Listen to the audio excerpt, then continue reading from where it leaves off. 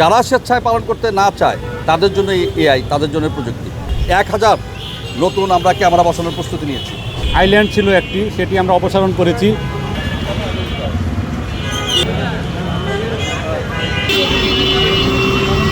এখানে দেখেন আমরা সামান্য একটু মডিফিকেশন করেছি এবং এই মডিফিকেশনে আমি একদম নিশ্চিতভাবে বলি যে এখানকার যানজট অনেক কমবে, মানুষের ভোগান্তি হ্রাস হবে।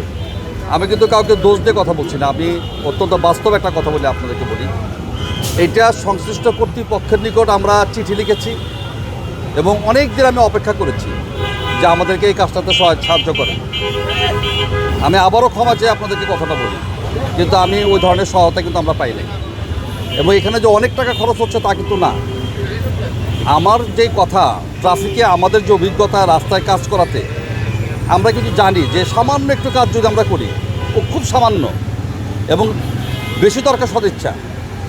এটা তো হলে হাজার হাজার লোক এখানে আপনি দাঁড়ান, এখানে পার ডে কয়েক লক্ষ লোক উপকৃত হবে আমাদের এই সামান্য কাজে। এটার জন্য বেশি রাষ্ট্রের অর্থ ব্যয় হয় না। আমরা চেয়ে চিনতে ধার করে এই যে মানুষের যে বিভিন্ন সংস্থা আছে এদের কাছ থেকে স্পন্সর নিয়ে এই সিমেন্টের কোণ দিয়ে দেখেন আমরা কাজটা করলাম। আর এখানে ছোট্ট একটা আইল্যান্ড যে ছিল, এটা কোনো প্রয়োজন ছিল না, এটা সারাক্ষণ যানজট তৈরি করতো। তো এটাকে আমরা উঠিয়ে দিয়ে আমি এই কাজটা করেছি, আমাদের অফিসাররা এখানে কাজটা করেছে। এটা আমার এই কথাগুলো বলার উদ্দেশ্য একটাই, যে আমাদের অর্থ লাগবে বিরাট কিছু সবসময়ের জন্য, এটা কিন্তু না, কিন্তু আমাদের পারস্পরিক সহযোগিতা লাগবে। আমরা সরকারের সকল সংস্থা যারা আছে আমরা এই সাহায্যটুকু চাই। যখন যে কাজটা করতে চাই, এই কাজটা করলে আমাদের জনগণ উপকৃত হবে। 2 নাম্বার হচ্ছে এআই নিয়ে যে কথা সবাই জানতে চায়, আমরা ঢাকাবাসীকে ধন্যবাদ দিই যে তাদের অনেক আগ্রহ এই বিষয়টা নিয়ে। তো এইটা হলো কি, আমি এআইকে কখনো ধন্যবাদ দিই না, আমি সবসময়ের জন্য ধন্যবাদ দিই এই দেশের মানুষকে, এই শহরের নাগরিককে, যারা নিজ ইচ্ছায় তারা আইনটা মেনে চলতে চায়। সকল লোক যদি আজকে নিয়ত করে, যদি ইচ্ছা পোষণ করে যে আমি এই সিগন্যাল মানব না, আপনি 1 লক্ষ কেন 1 কোটি এআই দিয়েও আপনি কিছু করতে পারবেন না। সুতরাং এআই যতটা না গুরুত্বপূর্ণ, এর চাইতে গুরুত্বপূর্ণ হচ্ছে আমাদের সাধারণ নাগরিকদের মানসিকতা, যে আমরা এটা চাচ্ছি, আমরা নিয়মের মধ্যে থাকতে চাচ্ছি, ওটাই সবচেয়ে বেশি গুরুত্বপূর্ণ। তারপরেও হয় কি, যে আমরা প্রযুক্তির সহায়তা নেই এই কারণেই নেই যে সবাই তো হয়তো স্বেচ্ছায় নিয়মটা পালন করবে না। যারা স্বেচ্ছায় পালন করতে না চায় তাদের জন্য এআই, তাদের জন্য প্রযুক্তি। তো আমরা আশা করি যে প্রযুক্তির ব্যবহার এত বেশি লাগবে না। আমরা আসলে নিয়ম মানার জাতির নিয়ম মানতে চাই। আমরা একটা প্ল্যাটফর্মের অপেক্ষায় থাকি যে ভালো একটা প্ল্যাটফর্ম আমরা দিতে পারি কিনা। যদি এই প্ল্যাটফর্মটাকে নিশ্চিত করা যায়, তখন আমার বিশ্বাস মানুষ নিজ থেকে আইন মানবে। অবশ্যই আছে। আমাদের এখন দেখেন, আমাদের 13টা সিগনালে আমাদের সেমি অটোমেটিক ট্রাফিকে আমরা চালাই। সবসময় যে পারি তা কিন্তু না, আমাদের মাঝে মাঝেই যান্ত্রিক ত্রুটি দেখা দেয়, তখন আমাদেরকে এটা অফ করতে হয়। হঠাৎ করে যখন বড় বর্ষণ হয়, বৃষ্টি হয়, তখন আমাদেরকে অফ করতে হয়। এমনকি সব ঠিক আছে, তারপর হঠাৎ করে একটা ঝামেলা লেগে গিয়েছে। কেন লাগে? কারণ একই সড়কে আমাদের মোটরাইজ এবং নন মোটরাইজ যে ভেহিকেল আছে একসঙ্গে চলে। আমরা অনেক ক্ষেত্রে পারি না, বাধ্য হয়ে কিন্তু আমরা অনেক ক্ষেত্রে আমাদের ট্রাফিক সিগন্যাল যেটা, এটাকে আমরা বন্ধ রাখি। আমরা মানে মিথ্যাচারে বিশ্বাস না, এটা হয়, তবে কখন কেন হয় এটা আমরা জানি।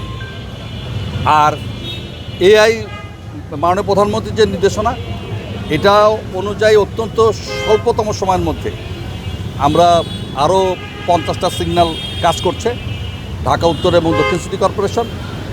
আমাদের এন্ড থেকে আমরা প্রস্তুত আছি, যখন তারা আমাদেরকে অবকাঠামোটা করে দিবে তখন আমরা এখানে এআই লাগিয়ে দিব। তবে আমরা বিশ্বাস করি যে আমরা যদি এই কাজটা করতে পারি, তাহলে ঢাকাবাসীর মধ্যে আস্তে আস্তে যে প্রবণতা লক্ষ্য করছি, এইটা সাংঘাতিকভাবে কাজ করবে এবং ট্রাফিকে একটা শৃঙ্খলা ফিরে আসবে। আমি আপনাদেরকে অনুরোধ করব যে আপনারা দয়া করে 300 ফিটে যান। ওখানে কিন্তু আমরা প্লাগ অ্যান্ড প্লে, আমরা কিন্তু নতুন কনসেপ্ট নিয়ে এসেছি যে প্লাগ অ্যান্ড প্লে ক্যামেরা লাগানো। এর অর্থ হচ্ছে যে এআই যে ক্যামেরাটা, এই ক্যামেরাটা যথেষ্ট দামি।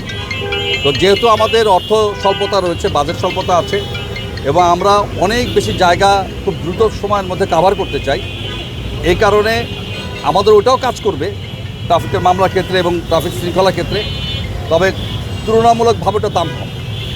এই কারণে আমরা 1000 নতুন আমরা ক্যামেরা বসানোর প্রস্তুতি নিয়েছি। এর অংশ হিসাবে আমাদের যে ওই 36 জুলাই এক্সপ্রেসওয়ে যেটাকে আমরা বলি, প্রচলিতভাবে 300 ফিট সড়ক যেটাকে বলি, ওখানে অলরেডি আমাদের ক্যামেরা বসানোর কাজ শুরু হয়েছে। আমরা পিওএইচএস যে পয়েন্টটা আছে ওখানে একটা বসিয়েছি, 4টা ক্যামেরা বসিয়েছি। আজকে মস্তুলে বসছে আরও 4টা ক্যামেরা, এবং ওই রোডে আমরা ক্যামেরা দিয়ে থেকে শুরু করে আমরা ন্যূনতম সময়ের মধ্যে ঢাকা শহরের বিভিন্ন গুরুত্বপূর্ণ পয়েন্টে আরও 1000টা ক্যামেরা বসাতে যাচ্ছি। এই মসজিদের এই যে মোড়টা, মোহাম্মদপুর বাস স্ট্যান্ড, এইখানে মানুষের চরম ভোগান্তি হয় যানজটের কারণে।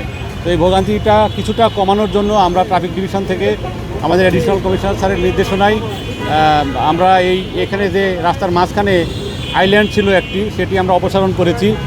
এই অপসারণের সাথে সাথে আমরা এখানে যে সিগন্যাল সিস্টেম ছিল সেটা আমরা একটা সিগন্যাল কমিয়ে দিয়েছি। অর্থাৎ ধানমন্ডি পশ্চিম থেকে যে গাড়িগুলো এদিকে আসে সেই গাড়িগুলো এখানে রাইট টার্ন করবে না, এগুলো সোজা গিয়ে ময়ূরভিলার সামনে ইউটার্ন করে আসাদ এভিনিউতে তারা প্রবেশ করবে। ফলে আমাদের এখানে একটা সিগন্যাল কমে গিয়েছে। একটা সিগন্যাল কমানোর কারণে আগে যেই গাড়ি দীর্ঘক্ষণ দাঁড়িয়ে থাকতে হতো তাদেরকে আর দাঁড়িয়ে থাকতে হবে না, তারা মুভমেন্টের উপরেই থাকতে পারবেন। অর্থাৎ আপনারা দেখেছেন যে তেজগাঁ ট্রাফিক ডিভিশন সহ ডিএমপির অন্যান্য ডিভিশনে আমরা রাস্তা কিছুটা মডিফাই করে মানুষের ভোগান্তি কমানোর চেষ্টা করেছি। তো আজকেও তারই অংশ হিসাবে স্যারের ঐকান্তিক প্রচেষ্টায় এবং আমাদেরকে স্যার যে আন্তরিকভাবে নির্দেশনা দিয়েছেন সেটি আমরা ট্রাফিক তেজগাঁ ডিভিশনের পক্ষ থেকে বাস্তবায়ন করেছি।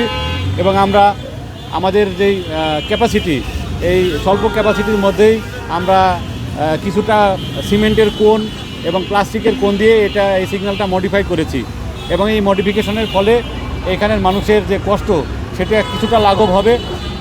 এই রাস্তার ক্যাপাসিটি যেরকম নয় সে পরিমাণ গাড়ি এখানে আছে, আপনারা জানেন। তো আমরা আমাদের তরফ থেকে চেষ্টা করেছি যেন এটার ম্যাক্সিমাম ইউটিলাইজেশন করা যায় রোডটা এবং মানুষের ভোগান্তি কমানো যায়।